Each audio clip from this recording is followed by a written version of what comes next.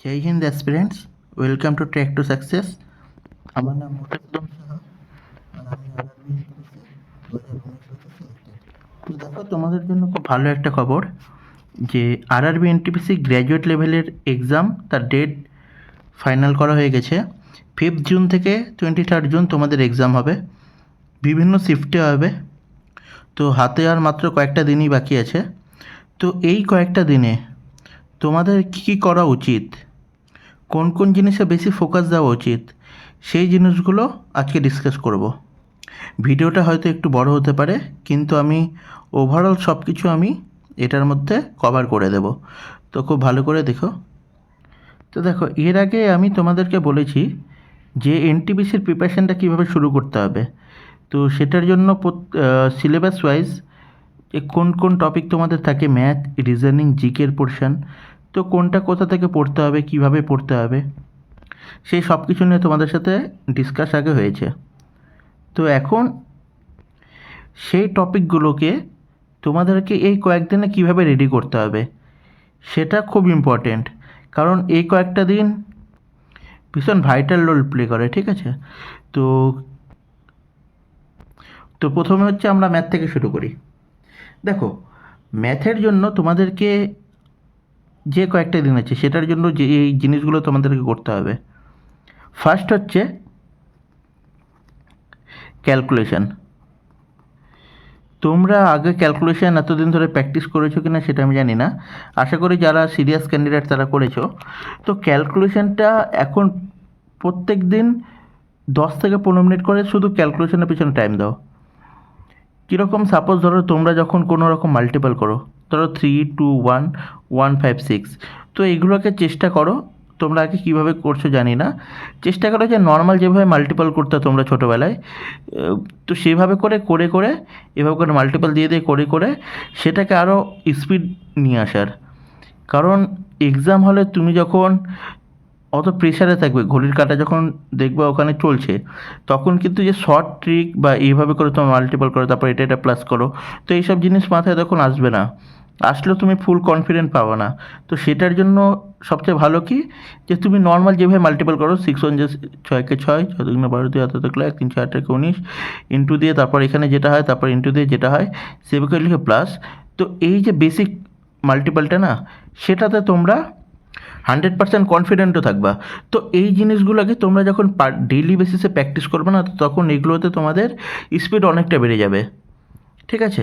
তো ক্যালকুলেশন যেমন ধরো হচ্ছে মাল্টিপল হয়ে গেল, বা ধরো বড় বড় সিম্পলিফিকেশনের যে ম্যাথগুলো থাকে সেগুলোকে শর্টে কী করে করা যায়, সেই জিনিসগুলো।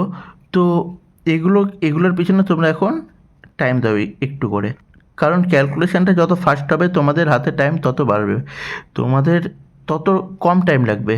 তো ক্যালকুলেশনটা কিন্তু ভীষণ ভীষণ কিন্তু ইম্পর্টেন্ট, ঠিক আছে?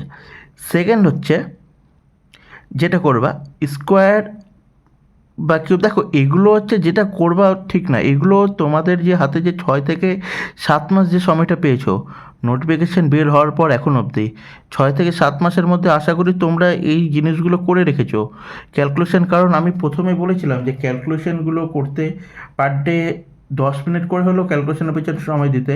যদি তোমরা ওভাবে করে করে থাকো, তাহলে এখন নর্মাল যেভাবে করে করতা সেভাবেই টাইম দেবা, আলাদা করে দেওয়ার কিচ্ছু নেই। স্কোয়ারটা আমি তোমাদেরকে বলেছিলাম 1 থেকে 25 অবধি মনে রাখতে, আর হচ্ছে কিউবটা বলেছিলাম 1 থেকে 20 অবধি। দেখো, এই জিনিসগুলো তোমাদের অনেকে বলবে যে এগুলো তো ব্যাঙ্কিংয়ের এক্সামে লাগে, এনটিপিসির তো এগুলো লাগবে না। সেটা না, তোমরা যখন ম্যাথ করবা এক্সাম হলে বসে, তখন যে ছোট ছোট 5 সেকেন্ড 6 সেকেন্ড, ধরো তুমি এটা কোনো একটা মাল্টিপল আছে, বা 22 এর স্কোয়ার আছে বা 23 স্কোয়ার আছে, তো তুমি এটা 23 × 23 মাল্টিপল করতে বসলা। তো এখানে ধরো আমি খুব কম করে যদি ধরলাম যে তোমার 6 থেকে 7 সেকেন্ড বা 10 সেকেন্ড সময় লাগছে।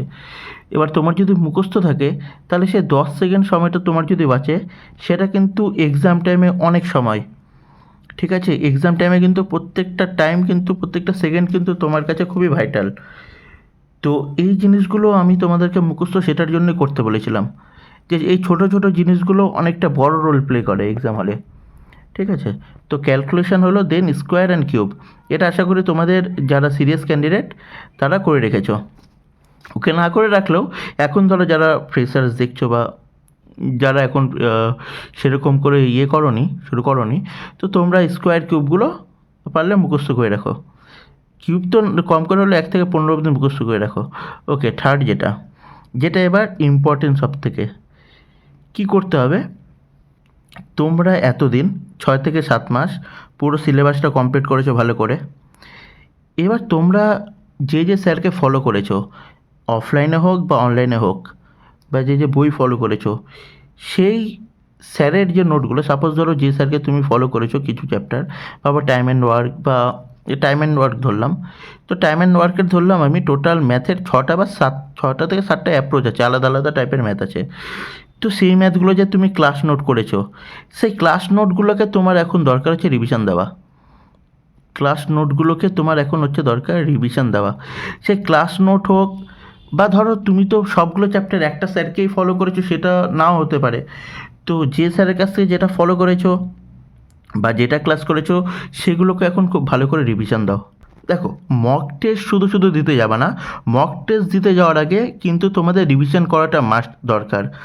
নাহলে কী হবে, মক টেস্টে তোমাদের নাম্বার কম হবে, তোমরা ডিপ্রেশনে চলে যাবে, ঠিক আছে, ডিমোটিভেট হয়ে যাবে।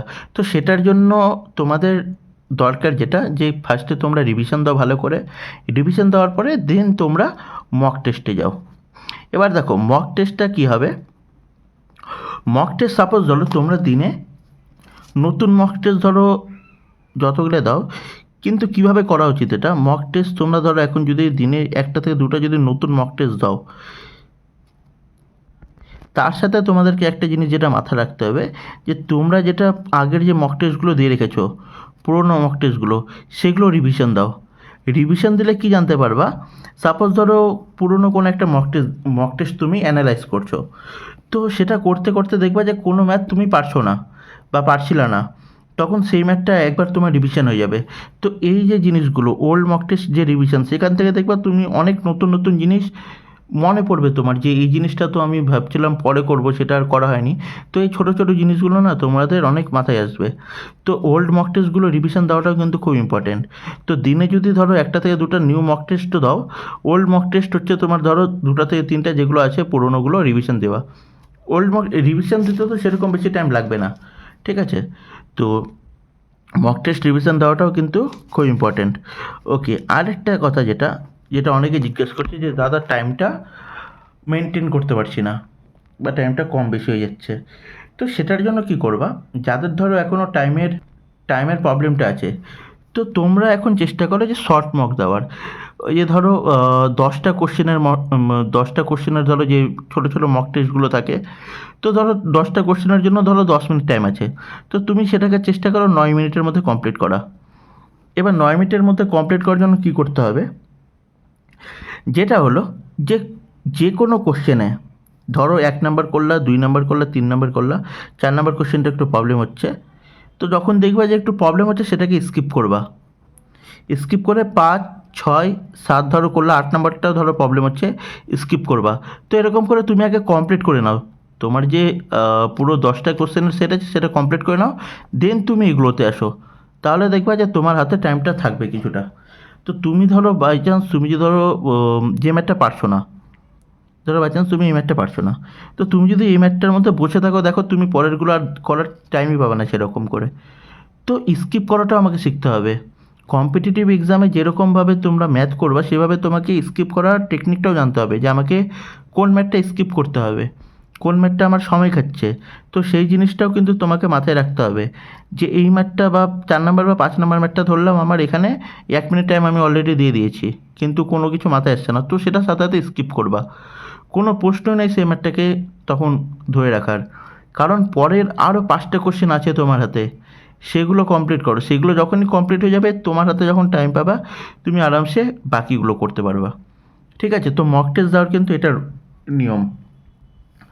আর একটা যে কোনো কোশ্চেনে খুব বেশি টাইম তোমরা ভুল করেও স্পেন্ড করবা না, ঠিক আছে। তো যাদের হচ্ছে টাইমের প্রবলেম হচ্ছে, তারা শর্ট মকগুলো দাও। 10টা কোশ্চেনে দাও, 10 মিনিট টাইম আছে, তোমরা চেষ্টা করো 9 মিনিটে কমপ্লিট করার। আচ্ছা, নেক্সট হচ্ছে যেগুলো ধরো ওয়ান লাইনার, ওয়ান লাইনারগুলো ধরো অনেক কিছু তোমাদের ধর এখনও পড়া হয়নি বা কিছু, যেমন ধরো সাপোজ যদি বলি যে a to the power m plus b to the power m যদি কোনো নাম্বার থাকে, তাহলে এই নাম্বারটা কোন কী দিয়ে ডিভাইড যাবে? তো যেমন ধরো এ প্লাস বি দিয়ে ডিভাইড যাবে, যদিও এম এর হচ্ছে সব অড ভ্যালুর জন্য। তারপর ধরো তোমাকে একটা কোশ্চেন দিলাম, ধরো হচ্ছে 31 টু দি পাওয়ারে 25 মাইনাস 26 টু দি পাওয়ারে 25, বললাম এই নাম্বারটা কোন নাম্বার দিয়ে ডিভাইড যাবে? তো এই যে জিনিসগুলো ধর 31 মাইনাস 26 ইকুয়াল কত হচ্ছে 5, তাহলে এটা হচ্ছে 5 দিয়ে ডিভাইড যাবে। তো এই যে ছোটো ছোটো জিনিসগুলো, এই ওয়ান লাইনারগুলো পারলে নোট করে রাখো, কারণ এগুলো এক্সাম হলে যখন আসবে তোমাকে এগুলোর জন্য বেশি টাইম দিলেই চলবে না, এগুলোর জন্য খুব বেশি হলে 4 থেকে 5 সেকেন্ড, এগুলো ওয়ান লাইনার, ঠিক আছে? এগুলো এক দুটো কোশ্চেন থাকবে এক্সাম হলে, তো এগুলো যতটা পারবা একটু ইনফরমেশনগুলো নোট করে রাখো, এগুলো কাজে দেবে, ঠিক আছে? তাহলে ম্যাথের জন্য তোমাদের যেটা দরকার ক্যালকুলেশন, স্কোয়ার কিউব, এটা আশা করি যারা আমার ভিডিও প্রথম থেকে দেখেছো তারা এই দুটো জিনিস ভালো করে রেখেছো এতদিনে। ওকে, দেন হচ্ছে যেগুলো তোমাদের ক্লাস নোট, যে স্যারকেই ফলো করেছো না কেন সেই স্যারকে পুরোটা বিশ্বাস করেছো তোমরা, এবার সেই স্যারের ক্লাস নোটগুলো খুব ভালো করে করো। এখন ভুল করেও মানে নতুন করে আবার শুরু করতে যেও না যে টাইম অ্যান্ড ওয়ার্ক আমি আবার প্রথম থেকে দেখি, এর ক্লাস বা ওর ক্লাস দেখি, পুরো গুলিয়ে যাবা, ঠিক আছে? তোমরা এতদিন যে স্যারকে ভরসা করেছো সেই স্যারের ক্লাসই, যদি ধর তোমার বুঝতে যদি প্রবলেম হয় তুমি 1 থেকে 2 বার আরও বেশি দেখো স্যারটার ক্লাস, তো আশা করি তোমার আর সেটা প্রবলেম হবে না। তো এইভাবে করে তুমি ক্লাস নোটগুলো রিভিশন দাও। আর যে যে মেন অ্যাপ্রোচগুলো, যে ধরো ম্যাথের টাইম অ্যান্ড ওয়ার্কের যে অ্যাপ্রোচগুলো সেগুলো নোট করে নাও যে এই টাইপের ম্যাথগুলো আসছে। রিভিশন দেওয়ার পরে তোমরা মক টেস্ট দিতে যাবা, আগে শুধু শুধু মক টেস্ট দিতে যাবা না, বারবার করে বলছি মক টেস্ট আগে দিতে যাবা না, ডিমোটিভেট হয়ে যাবা। তো রিভিশন দিয়ে দাও, তারপর কনফিডেন্ট পেয়ে যাবা, দেন মক টেস্ট তুমি দাও। মক টেস্ট যদি ধরো যদি নতুন কিছু দাও তো পুরাতন মক টেস্টগুলো তোমাদের রিভিশন দেওয়াটা দরকার, ঠিক আছে? দেন হয়ে গেল কি, ছোটো ছোটো কোশ্চেনের সেট লাগাও, 10টা কোশ্চেনের সেট আছে, যাদের ধরো টাইমটা ঠিকঠাক করে হচ্ছে না, টাইম কম হয়ে যাচ্ছে ম্যাথ করতে গিয়ে, তো তাদেরকে বললাম যে যেভাবে করে করতে হবে, ম্যাথ স্কিপ করাটা তোমাদেরকে শিখতে হবে, ঠিক আছে? তো এতদিন ধরো তোমরা যে মক দিচ্ছ, তো এটাতে তোমাদের একটু হলেও তোমরা বুঝতে পারছো যে কীভাবে করে ম্যাথগুলোকে, আমাকে কোন ম্যাথগুলো আমার প্রবলেম হচ্ছে, প্রবলেম ঠিক না, যে কোনগুলোতে আমার টাইম বেশি লাগছে সেই ম্যাথগুলোকে আমাদের স্কিপ করতে হবে। এমন না যে ধরো তুমি এই ম্যাথটা পারবা না, 4 নম্বর ম্যাথটা এমন না যে তুমি পারবা না, পারবা, কিন্তু ধরো এটাতে তোমার বেশি টাইম লাগবে, ধরো 3 মিনিটের মতো টাইম লাগবে, তো এই ম্যাথটা করার আমার এখন কোনো দরকার নেই। নিজের ইগো হার্ট হোক সেটা হতে দাও, যে এটা আমি পারবো, করবো না কেন, পরের তোমার আরও 6টা কোশ্চেন আছে, সেটা করার জন্য তোমার টাইমটা দরকার। তো এটা যখন করে নেবা না, তারপর তুমি টাইম পেলে তখন তুমি এটা করবা। বুঝতে পারলে কী বলতে চাইছি? আর অনলাইনের যে জিনিসগুলো হয়, অনলাইনের ধরো এই টাইপের যে কোশ্চেনগুলো থাকে, এগুলো তোমরা যদি এখনও অবধি যদি না দেখে থাকো, তো এইসব টাইপের অনলাইনারগুলো যে কোনো বইয়ে পেয়ে যাবা, ওই ফার্স্ট যে চ্যাপ্টারটা থেকে সিম্পলিফিকেশান, সেটার এক্সাম্পলে দেখবা, তো এই টাইপের অনলাইনারগুলো দেওয়া থাকে, তো এগুলোকে রিভিশন করে নেবার, কপিতে নোট করে নেবা, তাহলে ম্যাথের জন্য তোমাদের এভাবে করে এখন এই কয়টা দিন যা আছে প্রিপারেশান নাও। রিভিশন মাস্ট, ঠিক আছে? রিভিশন রিভিশন রিভিশন মাস্ট, এখন শুধু রিভিশন দাও তোমরা, ওকে? তারপর মক টেস্ট, রিভিশন দিয়ে দেন মক টেস্ট।